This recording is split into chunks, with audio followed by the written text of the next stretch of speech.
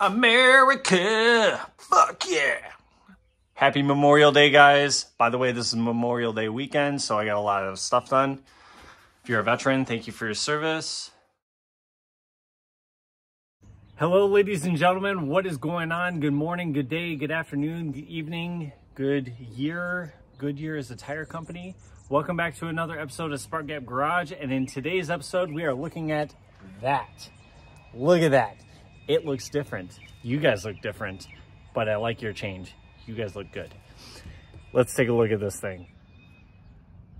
All right, ladies and gentlemen. So obviously a lot has changed on this trailer. A lot of boards and metal and construction and paint and tires and sweat, tears and curse words. And yeah, you get it. But look at this thing. Obviously the boards are not cut. Don't harp on me too much. Stop it. But we got the dot tape going all the way yonder. License plate. Obviously, I don't want you guys to know where I live, but that is covered up. Got more doot tape right there. The toolbox. What the hell is it doing right there? What? No way.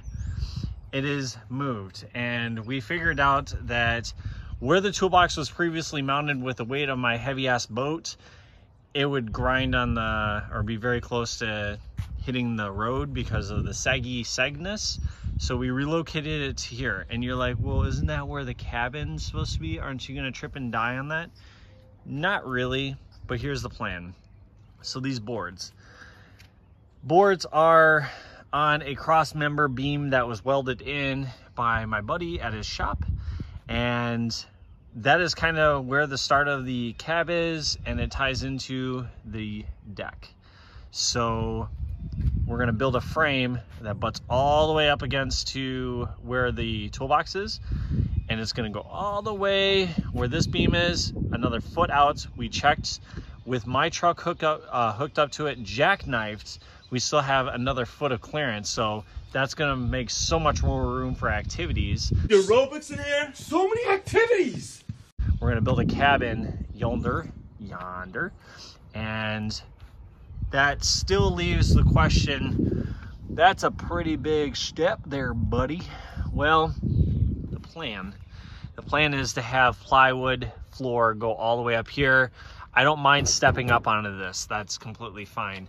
But the idea is having the toolbox in a secured location, that way no one can steal my $5 Harbor Freight tools that I prize. Not really, but that is kind of the game plan there. So similar thing, you'll walk up onto the platform, there'll be a door. Just imagine this door, and you walk in there. First thing you do is trip and die on the toolbox. Not really. You'll step up onto the toolbox, and we're thinking of actually making like a cover to make it look nice and blend in with the floor. That way it doesn't look like that.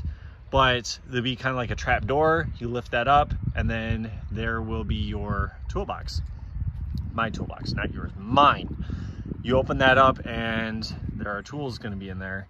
And I kind of like that idea because out here, too pain in the ass things that could happen. Let's say we need a tool in the race car, you know, Midnight Special is up here. Now we got to pull her down, back her up, whatever. Or I got to try to figure out how to get underneath there. We're not doing that anymore. So that is the game plan here. Here is why it took me 15 billion years to upload this video.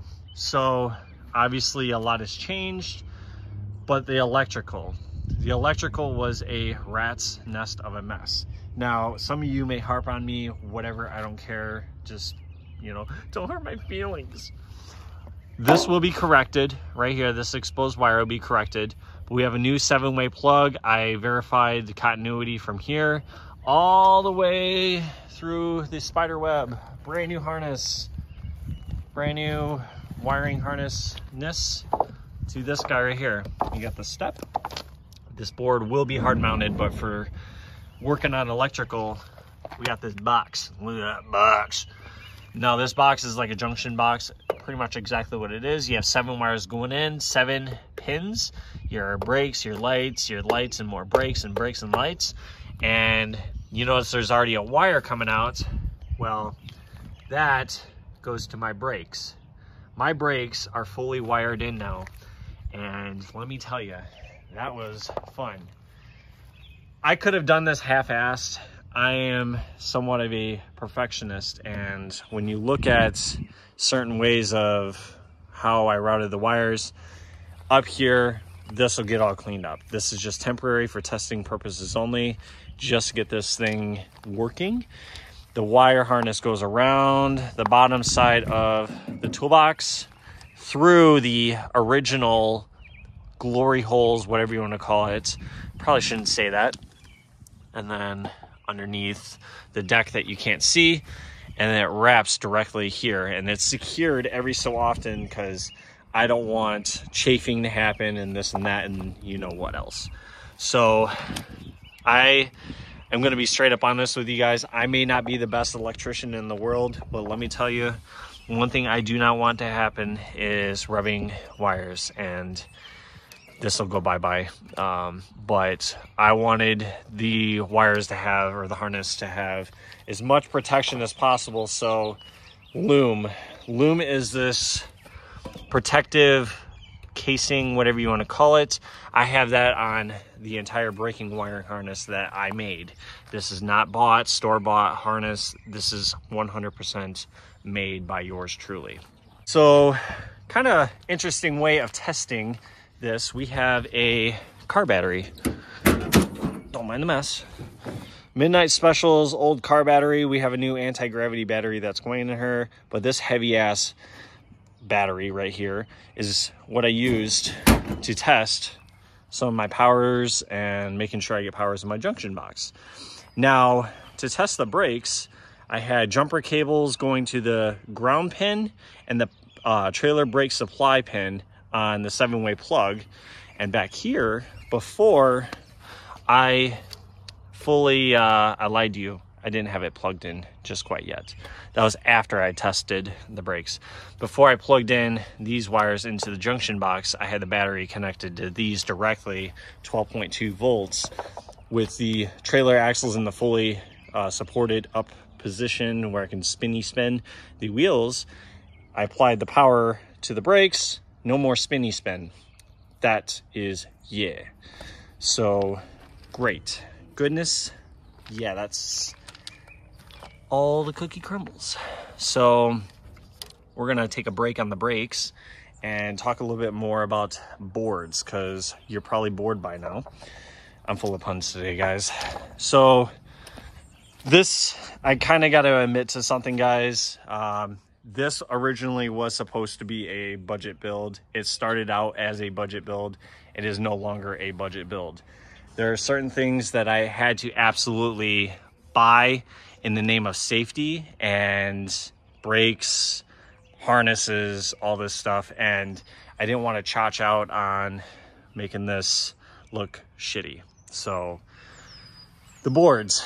The boards are going to add, or already did add, a significant cost to this trailer build.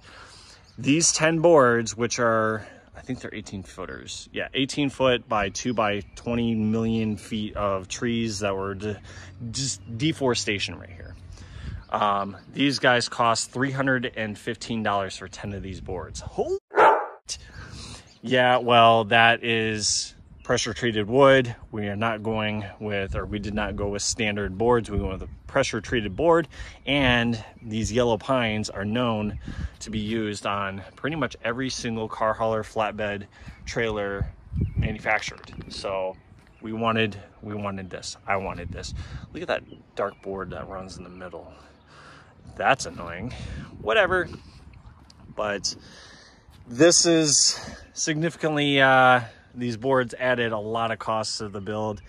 If I have to be straight up honest and guesstimate where I'm at price wise with this build, between going to get the darn thing to right now, I am pretty close to about $3,200 into this. And that's pretty crazy considering the fact that I could have bought a somewhat decently brand new car hauler trailer that probably a lot better made than this for around that price. Now, YouTube content, I want you guys to be entertained. That's why we're doing this. That's why I'm pissing my neighbors off. Actually, a lot of feedback from my neighbors. They think this thing is pretty sweet. Got a lot of feedback from them, and yeah, but this is what I wanted to show you guys. Side note, so I've been in contact with 3 people, the DMV of Illinois, or Department of Transportation, whatever the hell, DMV, DOT, all these guys. I've been in contact with them about this because obviously I want this to be legal. I don't want to, you know, I want this to be legal. It's straight, bare to the point. So DMV, DOT, which are one person. I've been talking to someone who specializes in the trailer, whatever classification. So I have a mutual police officer friend who stopped by the house here. Actually, before any of this was done, it was just frame and wires and yeah, blah, blah. He's like, what in the hell are you doing? And I explained to him the process, what I'm doing. And he says, okay, here's what I recommend as a law enforcement perspective, if you will, and what they look for basically if they're going to pull you over. And I said, yeah, I need all that information from you. Thank you, sir. And that was a very good conversation. It took quite a long time to get through all my questions, and I probably made him hate me for life now. Now, the third person is Illinois State Police officer, who is also a mutual friend of mine, and I went to boot camp with him. And he, you know, sending him photos of this and that, and just basically what's going on with this whole build. He says, as far as he can tell, everything is being done correctly. You know, from the structural standpoints to the DOT tape, dot, to the license plate might be moved. That one's an iffy one because it's sideways and there's no lights yet. But anyway, pause on that. The cab, I explained to him, will have, you know, the marker lights and stuff like that. And all 3 of those people basically said, as long as I have a sleeper quarters on this thing, technically this is a camper. So you guys are probably curious about how I wired this up. Now, you remember in a previous video, and maybe done some research on, you know, brakes in general for trailers, you remember or have seen that there are 2 wires for these things. Green and green. It didn't matter, you know, ground, power, which one's what. I didn't have to worry about all that. All right, ladies and gentlemen, so obviously really sketchy kind of drawing. You have a rectangle with more rectangles with all sorts of rectangles, and blue and yellow and green. No, there's no yellow. What am I talking about? This is the wiring schematic. So really broke it down, just like I said, based off of experience. Brown, red, green, blue, white, yellow, all the basic colors of the Skittles commercial, and numbered them. You have your tail running lights for brown, red is blah, blah, blah. And this is pretty much how I wired this. Now, optional is backup lights. That'd be pretty cool. Maybe a backup camera for the trailer, which, how would that work? I don't know. So we tie into this, and something really weird that I remember about some of these trailers is all the lights and the brakes and just everything is grounded together. So that's kind of concerning, because let's say you have an issue with a ground somewhere. So to simplify this down, I integrated that junction box pretty much right about here, and everything will be on its own grounding circuit. It's going to have multiple grounds. So these lights back here are going to be grounded to the frame of the trailer when that time comes, and also to the junction box. The trailer brakes themselves, I just erased that, that's cool. The trailer brakes are going to be, or are, grounded directly to that junction box. And the reason I have it like that is because this is its own circuit. I don't want to tie into any other thing. I want to be certain that that circuit is basically intact as possible. And then you have your marker lights, running lights, all that goodness. Lights or whatever, you know, those can be in series, parallel, whatever we want them to be, they're probably going to be in. So that's going to be its own shindig. But that is the reason why I wired the brakes the way I did. And everything is grounded together. Are you sure about that? You can really, really read my really terrible handwriting.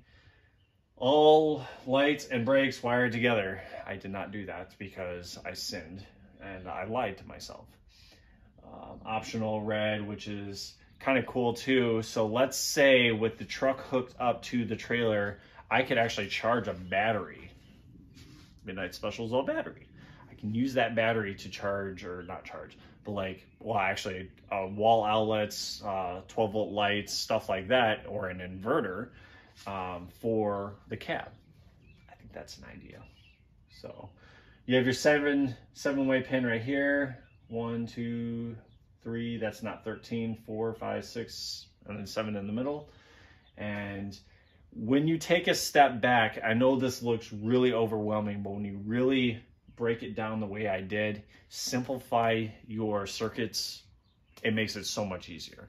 And that's why I have to tell myself every time I do something electrical, I get really overwhelmed really fast because holy shit, electricity. I am not some Einstein when it comes to electricity. So I have to do it this way. But I wanted to show you guys this lovely Picasso that helps me so far with the trailer brakes.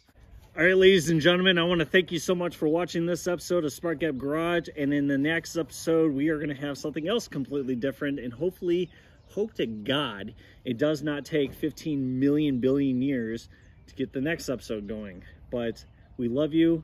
Hope to see you in the next video. Thank you so much for watching. Please like, comment, and subscribe. Anything you would do changing this. Love you guys. See you in the next one.